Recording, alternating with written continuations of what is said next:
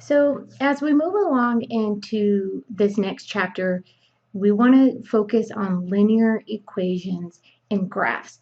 And so let's just look at that word linear. The first thing that should hopefully come to your mind, linear, the first word would be line. So we're going to be talking about line graphs and how we go about creating those. So the first thing, just a little bit of a review. This is from chapter 5. We have our equations. So the equation is just a mathematical sentence, because remember, math is just an interpretation of our world around us, and it's formed by placing an equal sign between two expressions. So if I just had the expression 2x plus 3, that's an algebraic expression. But as soon as I put an equal sign, it's going to make it an equation. Okay, so this would be an equation. And this is what we're used to, this one variable equations. And to solve this, it would take us one step for this particular one. This one right here would take us 2 steps to solve it. So this is a one variable, because I just have one x, one variable equation. Just as a reminder, that's multiplication. So to undo multiplication, I would divide both sides by 3. But we're really not focusing so much on how to solve equations right now, because that was chapter 5, so hopefully you remember that. We're going to be going into how to graph these. So if we don't have one variable, we could have 2 variables. Technically, we could have 3 variables and up to however many we want, but we tend to work with graphing just 2 variable equations. So x and y. Most common ones that we have will have the variable x and the variable y. So let's take a look at this where we have a solution of an equation with 2 variables. Because remember, we want our equations, we have to do something. So a solution is going to be an ordered pair. We have our x, y values whose coordinates make the equation true. So if you remember, this is like the XY grid, and we're going to be using this a lot in this chapter. So we have our x-axis here, and then we have our y-axis. So our solution is going to be an ordered pair. So here we say, for example, the ordered pair 2, 3, so this would be our x value, and this would be our y, is the solution of x plus y equals 5. Because if I plugged in 2 for x and I plugged in 3 for y, oh, yep, 2 plus 3 is 5. And of course, it's not going to always be that easy. So here we go. One of the things you're going to do is just check to see, is this a solution? So it's saying that this will make this true. So I'm going to plug it in.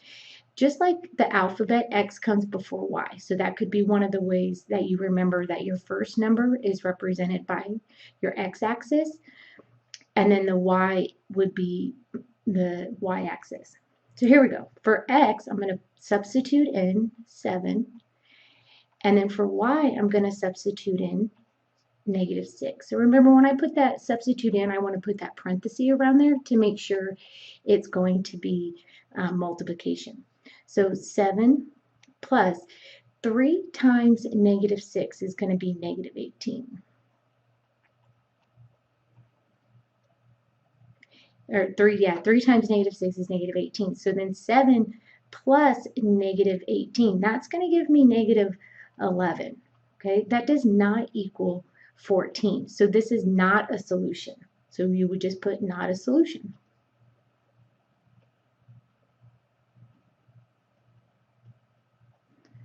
So that's half the battle. You're going to get an equation like this, and it's going to give you the ordered pair, and you have to check to see if it's, I have my equation with 2 variables, and this is my solution. So this is going to be my x value, this is going to be my y. So all I'm going to do is substitute in. So it's going to be 4 times -5 minus 2 times 4 equals -28. Okay, and our goal is to see, is that true? So 4 times -5 is -20, minus 2 times 4 is 8. And again, I'm trying to figure out, is that going to equal -28? Now, if you were to do your keep, change, change, so it's going to be negative 20 plus negative 8. Oh, negative 20 plus negative 8, that does equal negative 28. Okay, so yes, a solution.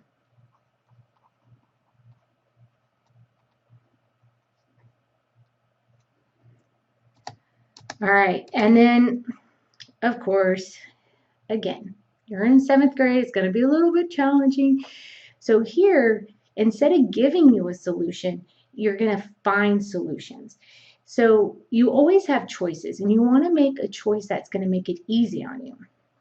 And one of the ways to make it easy is to pick small numbers. Okay, so here we go. And we're also going to use a table to help us stay organized. And I'm going to be a little bit picky on this until you become very proficient with finding your solutions. And it's only going to help you stay organized, and mathematicians want to stay organized. So it wants me to find 4 solutions. And so our solutions, remember, are ordered pairs. So I'll just go ahead and write these right here, solutions. This is what we're trying to find out. What makes this statement true? So if I can plug in any number for x, I'm going to pick 0 because that's the easiest one. And let me go ahead and change the color so hopefully you can see it. So into this equation, and you can even write this right here, I'm going to find out what I get for my y. Okay, so I'm going to substitute in 0 for x, so it's going to be 3 times 0. I don't know what y is. That's what I'm trying to solve. Okay? So this 3 times 0 is 0, so I'm going to be left with y equals 13. So here's my solution. Notice that I plugged in 0, and I got a 13 for my y. Okay? And again, this is just going to take some practice. So again, I'm going to put in another number. You could put 572 if you wanted to for x, but I don't want to work that hard. So I'm going to go ahead and put in 1. If you would like to, you can fill in your values for x over here. So notice I have 0, 1, 2, 3. These are kind of like the basic ones to enter. As you become more familiar, there are going to be some inputs. This is what we would call our inputs, our x values, that we would want to choose to make it easier. But for right now, just do 0, 1, 2, 3. Okay, so calm down. First thing, we have our equation. I need to find an xy solution. So I can substitute in one value for x. Pick any number. I'm going to pick 0. 3 times 0 is 0. 0 plus y leaves me with y equals 13. So when x is 0, y is going to be 13. Now let's find out what happens when x is 1. So, and again, why 1? Because I picked it to keep it easy. So here we go. 3 times 1 is 3. So here's my equation. 3 plus y equals 13. Now, this is why chapter 5 was important, because now you need to find the value of this y. So remember, to undo addition, we subtract. So we subtract 3 from both sides, and I'm going to be left with y equals 10. So my solution, when x is 1, my y value is going to be 10. And let's try it with 2. So instead of 0 or 1, I'm going to try 2. Why 2? Because it's easy. Plus y equals 13. This is our equations. 3 times 2 is 6. 6 plus y equals 13. And again, one-step equation, we need to solve for this. So I'm going to subtract 6 from both sides. And that's going to, 13 minus 6 is going to leave me with 7. So y equals 7. So that means for my equation, this particular equation only, okay, when I substitute in a 2, I get a y equals 7.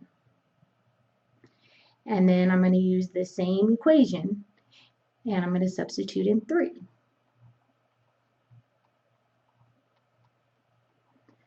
Okay, so 3 times 3 is 9. 9 plus y equals 13. Now remember, our goal is to get y by itself. That's what we're trying to solve for. So I'm going to minus a 9 from both sides. 13 minus 9 is 4. So y equals 4. So my solution for this equation, when x is 3, y is going to be 4. Now you could look at this and see a pattern. Okay, and that's going to help us with some of the sections that are coming up. So this is a little bit more advanced, but sometimes it's helpful to rewrite this equation with y. And I'm going to show you how that's going to help us, because it's going to help us not to have to solve that one-step equation later. So my goal is to get y by itself. Okay, and again, calm down. It might be a little much and your anxiety might be coming up, but it's okay. It's new and it's different, but we're going to work through this together. So my goal is to get y by itself. So to do that, I have to get rid of this 4x. And I want to get rid of all of this 4x. So I'm going to go ahead and subtract minus 4x minus 4x. Okay, so here we go. Notice I subtracted 4x from both sides, so this is going to leave me with y equals, because 4x minus 4x leaves me with y. This is going to be 15 minus 4x. So what I did is I solved this equation to make it with y by itself on the one side. And again, you might not see why this is going to be helpful just yet, but eventually you will. Okay, so let's again practice this one. My goal is to get this y all by itself. So right now I have this plus 5x hanging out, and I need to get it moved over to the other side. So the way I'm going to do that is minus 5x from both sides. 5x minus a 5x goes to 0, and that's going to leave me with y equals 10 minus 5x. All right, and again, it doesn't matter which side my variables are on. So again, y could be on this side. We typically have it on the left. That's okay. I could technically just move this over if I wanted to. So what I want to do is I want to get rid of this plus 4x. So I'm going to minus 4x from both sides. And this is going to leave me with 42 minus 4x equals y. And remember, because our equality property, I can actually switch these around. So if it's more comfortable for you to have this written like this, you can switch it around. Notice it's the same values on both sides. I just put one on the left side of the equal sign, and then the other one on the other side. All right, so here's how this is going to help us. And again, it's a little bit much, but calm down. So we're going to solve for y first. And so I'm going to get rid of this 4x. And we actually already solved it on the other side, but here we go. So I'm going to minus 4x. And then this is going to leave me with my equation is going to be y equals 15 minus 4x.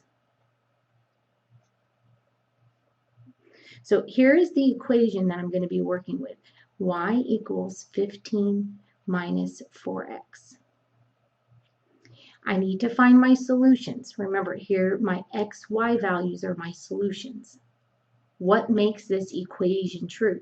These are equivalent equations. They just look a little different. Just like 1/2, the fraction 1/2, and the decimal 0.5 or 5/10, that's the same thing. They just look a little different. So here we go. I'm going to plug in 0 for x, so it's going to be y equals 15 minus 4 times 0. Now, 4 times 0 is 0, so that's just going to leave me with 15.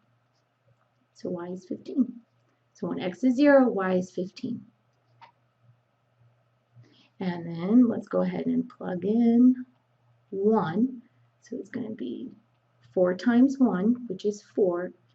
So 15 minus 4, that's going to give me 11. So when x is 1, y is 11.